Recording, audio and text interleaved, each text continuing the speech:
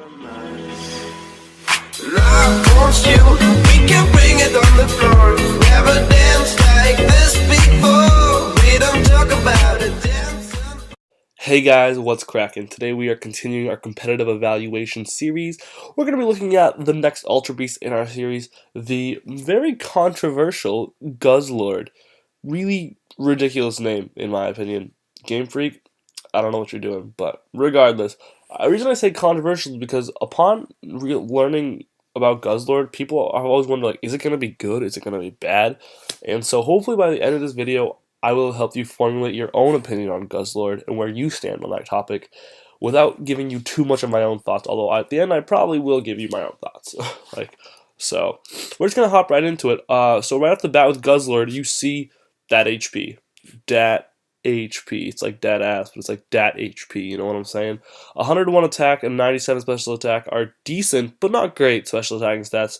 53 defenses are terrible, and a 43 speed stat means it's very lucky to have the HP stat that it does, because you are going to be having to take hits every time you want to click an attack.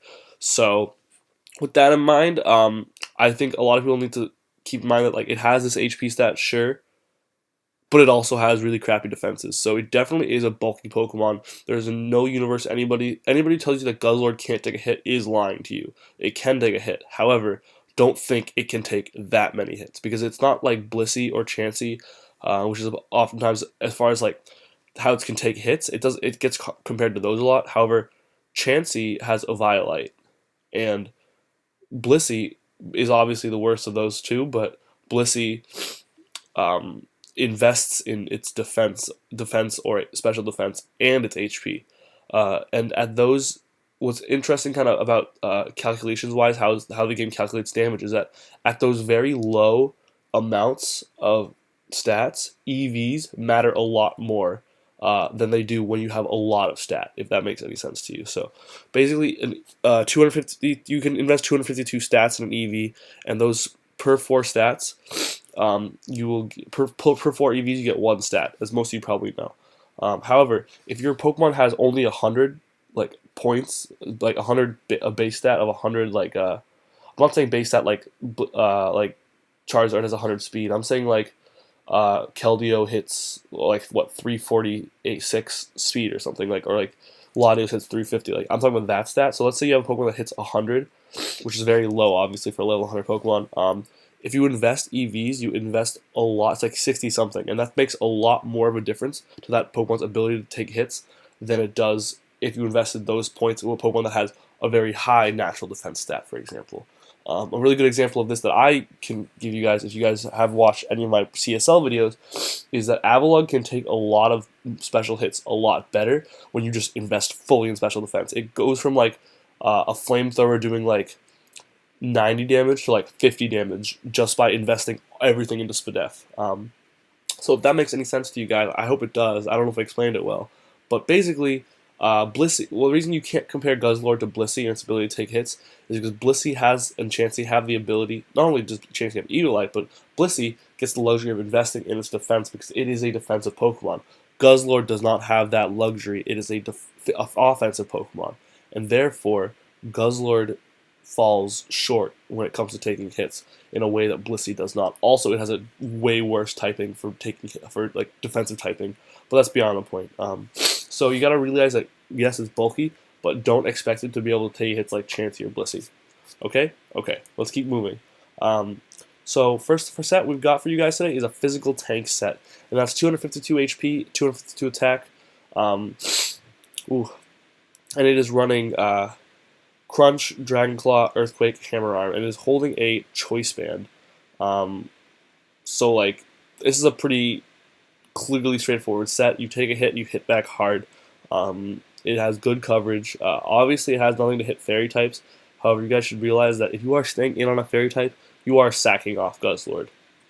So, like, you're gonna get outspeed, but even the slow fairy types will probably outspeed you. So, if you are staying in on a fairy type, you are going to die. So, it's the kind of situation where like Quagsire doesn't need to run coverage for ice types. Because for grass types, because Quag is going to get killed by grass types anyways.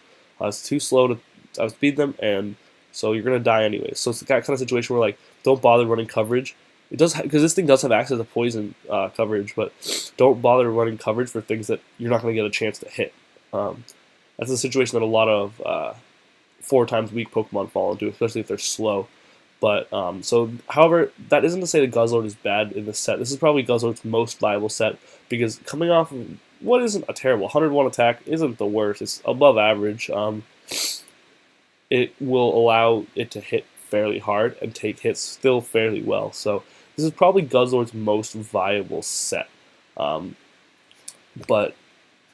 again, it has its shortcomings.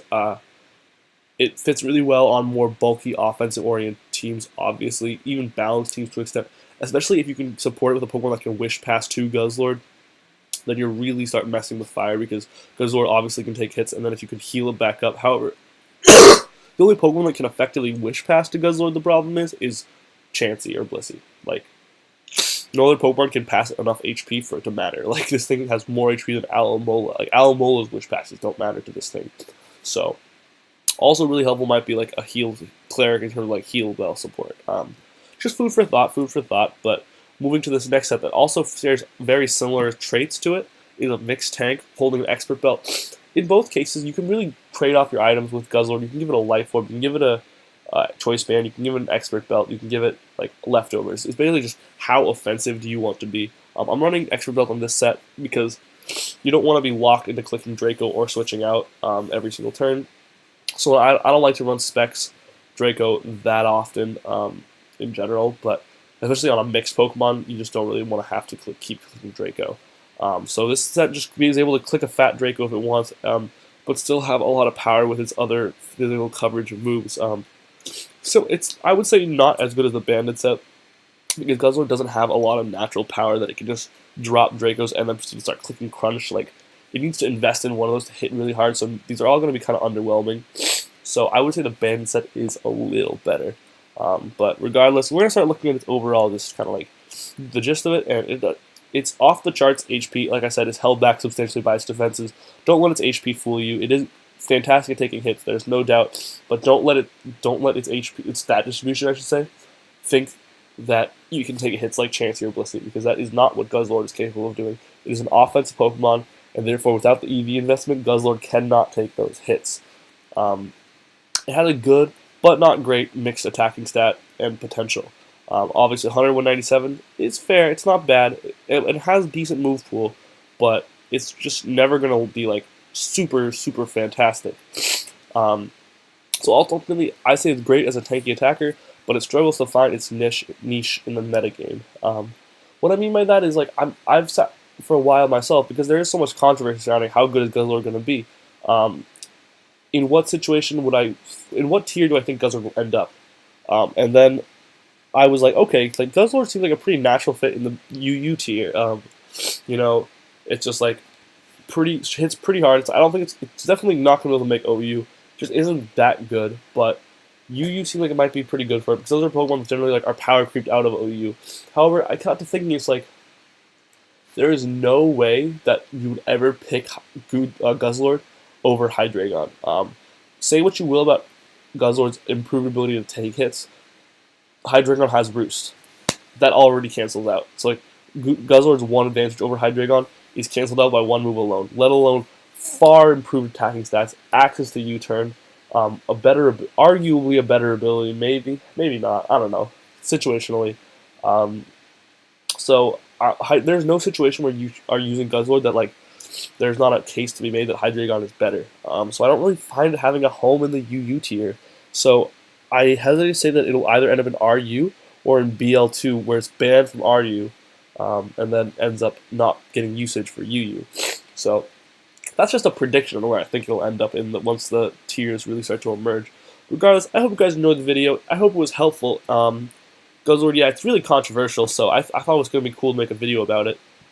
Get to talk about some of these things that are my thoughts on it. I think it's a good Pokemon with potential, but it gets overhyped, is definitely what I think. If you guys enjoyed this video, please leave a comment, rate, subscribe, all that good stuff. It is always very appreciated.